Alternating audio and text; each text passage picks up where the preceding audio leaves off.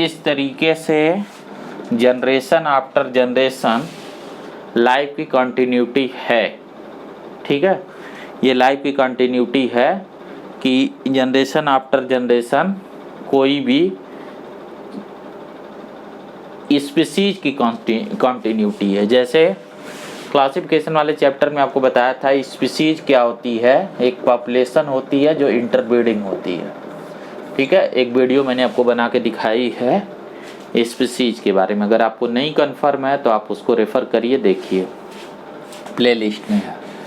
तो जो स्पीसीज है, जैसे ह्यूमन एक स्पीसीज है होमो सेपियंस, तो इसकी कंटिन्यूटी क्यों है?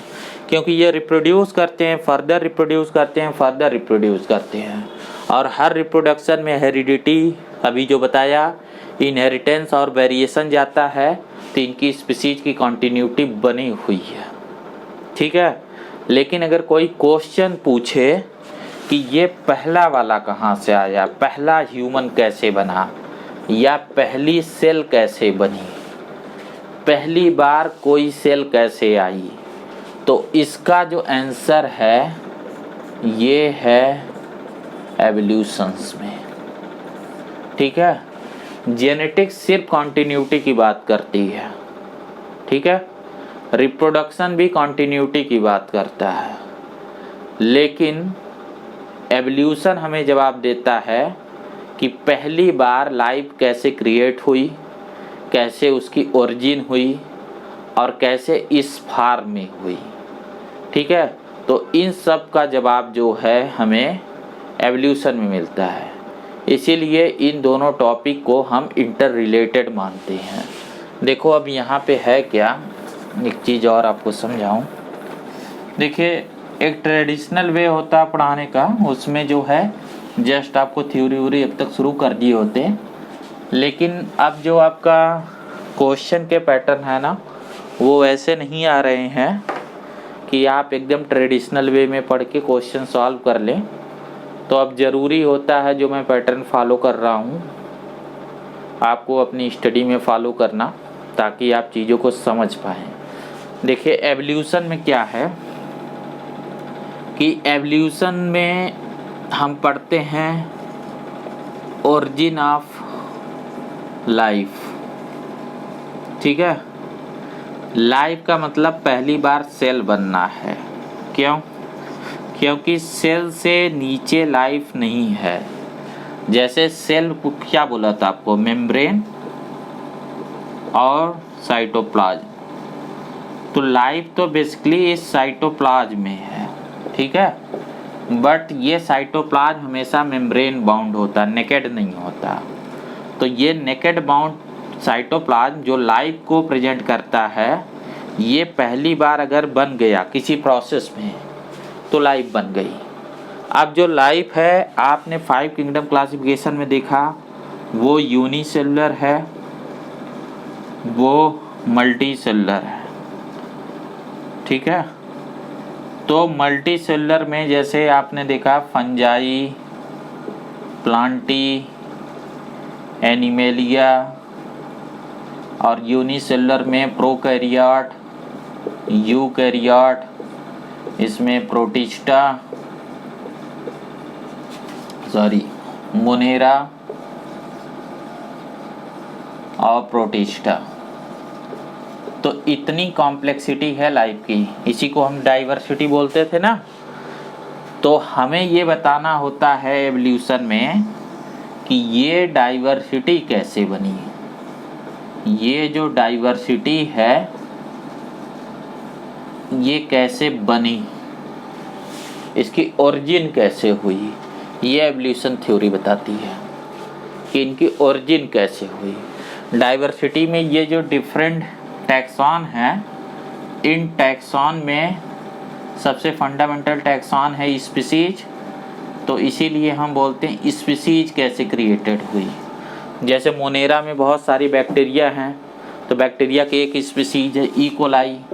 तो ई कोलाई तो अभी कंटिन्यू कर रही है ना, लगातार ई कोलाई रिप्रोड्यूस करके ई कोलाई बनाती रहती है। ठीक है, तो ये ई कोलाई कैसे बनी थी पहली बार, इसकी जो आज स्पीसीज है वो कैसे बनी थी, जो प्रेजेंट फॉर्म है वो कैसे आया था। ऐसे ही हर जो टैक्सान है उनके प्रेजेंट फॉर्म कैसे जो है आज के कंडीशन में आए, प्रेजेंट फॉर्म में वो कैसे आए, इन सारी स्टोरी को एवोल्यूशन कवर करता है। ठीक है, एवोल्यूशन जेनेटिक्स से रिलेटेड होता है, वो कैसे रहेगा वो भी मैं आपको समझाऊंगा। जेनेटिक्स और एवोल्यूशन आपस में जुड़ी हुई चीज़ है, लेकिन इनकी जब डिस्कवरी हुई तो इसमें ये गैप बरकरार रहा। मतलब जब डिस्कवरी हो रही थी तो शुरुआत में साइंटिस्ट अलग अलग डिस्कवर कर रहे थे। एक्चुअल में पहले जेनेटिक्स के बारे में नहीं उतना काम हुआ था, पहले जो काम हुआ था वो एवोल्यूशन के बारे में हुआ था। जैसे मैं एक आपको इसमें डेट बताता हूँ, तभी ये बात आप बेहतर समझ पाएंगे। जब एवोल्यूशन के बारे में हम पहले पढ़ रहे थे तो एवोल्यूशन एक समय तक आया था। जैसे आपने छोटी क्लासेज में पढ़ा होगा ना डार्विन के बारे में, ठीक है, और हो सकता है लैमार्क के बारे में भी पढ़ा हो। तो डार्विन की थ्योरी पहले आ गई थी, वो पहले से इफेक्ट में आ गई थी, और बाद में मेंडल की थ्योरी आती है। मेंडल की थ्योरी में थोड़ा डिले हो गया। ठीक है, जैसे मैं कुछ बात ऐसे समझाऊं आपको, देखिए। जैसे इसमें ओरिजिन ऑफ लाइफ और ओरिजिन ऑफ स्पीसीज, मतलब डाइवर्सिटी कैसे आई, तो डाइवर्सिटी बनी स्पीसीज की। तो पहले ये क्वेश्चन नहीं पूछा गया था कि ओरिजिन ऑफ लाइफ कैसे हुई। पहले एक्चुअल में जो साइंटिस्ट पीछे पड़े थे वो था ओरिजिन ऑफ स्पीसीज कैसे बनी। ठीक है, स्पीसीज कैसे बनी। तो इसमें एक साइंटिस्ट हैं, जैसे एक तो हैं डार्विन, एक हैं लैमार्क। ठीक है, ये एक फ्रेंच है, ये एक इंग्लिश है। ठीक है, तो इसने एक थ्योरी दिया था natural selection theory, natural selection theory, और बोला था कि इस थ्योरी के अकॉर्डिंग ही स्पीसीज बनी। अगर ये स्पीसीज को बता सकता था तो ये डाइवर्सिटी को बता सकता था। तो हम ये बता सकते थे कि पहली बार फंजाई कैसे बने होंगे, पहली बार प्लांट कैसे बने होंगे, पहली बार एनिमल कैसे बने होंगे, उसमें भी कौन सा एनिमल पहले बना होगा, ये सब चीज़ों का आंसर हम कर सकते थे। ठीक है, तो ये थ्योरी पहले आई थी और फिर बाद में जेनेटिक्स आया। एक्चुअल में इस थ्योरी के कुछ ड्रॉबैक थे। जब जेनेटिक्स क्लियर किया उसको, तब वो जो डेडलॉक थे वो ख़त्म हुए और थ्योरी मॉडर्न फॉर्म में इस्टेब्लिश हुई। जैसे इस बात को मैं कुछ ऐसे बताऊं तो आपको बेहतर समझ में आएगा। देखिए, जैसे जो आपका जेनेटिक्स है, देखिए जो आपका आज का जेनेटिक्स है ना, ठीक है, जो आज का आपका जेनेटिक्स है उस जेनेटिक्स में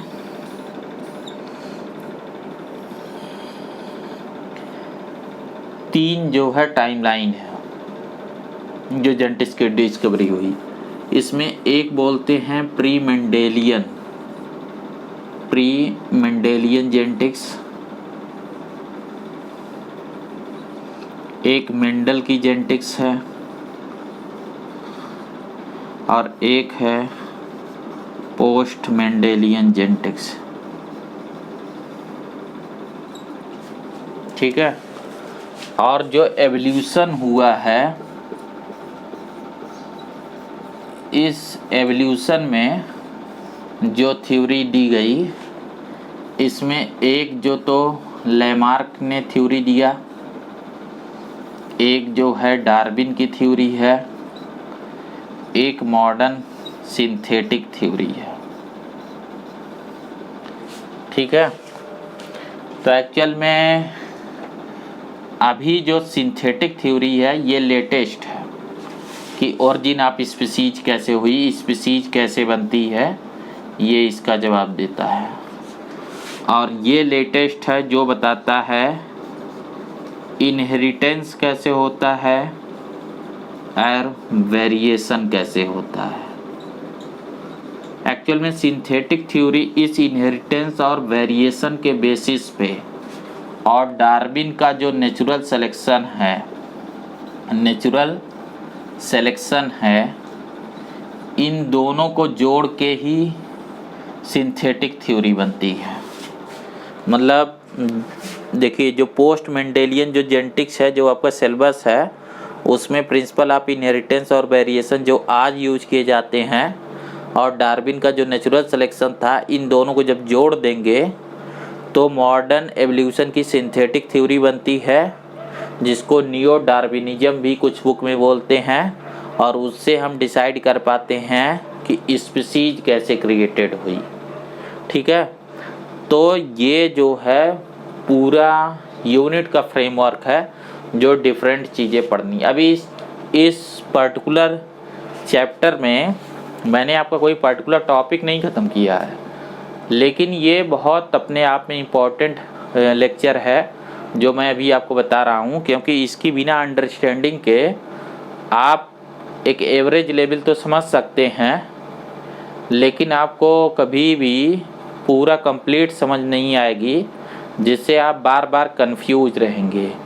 आपका जो सिलेबस है जेनेटिक्स का, अब नया वाला सिलेबस है, इसमें फैक्ट बेस्ड क्वेश्चन बहुत कम हो गए हैं। बहुत ही कॉन्सेप्चुअल क्वेश्चनिंग आपसे की जाती है और उसको समझना बहुत इम्पोर्टेंस है। एक चीज़ मैं आपको बताऊं कि जो जेनेटिक्स है, जो एवोल्यूशन है, जो सेल थ्योरी है, ठीक है, ये तीन जो चैप्टर हैं, जो सेल वाला यूनिट में एक लेक्चर सीरीज जो आपको बता रहा था, ये जो तीन चैप्टर हैं इनको बायोलॉजी में यूनिफाइंग कॉन्सेप्ट बोलते हैं। ठीक है। एक टर्म आपको बता रहा हूँ, यूनिफाइंग कॉन्सेप्ट, इसको हम यूनिफाइंग कॉन्सेप्ट बोलते हैं बायोलॉजी का।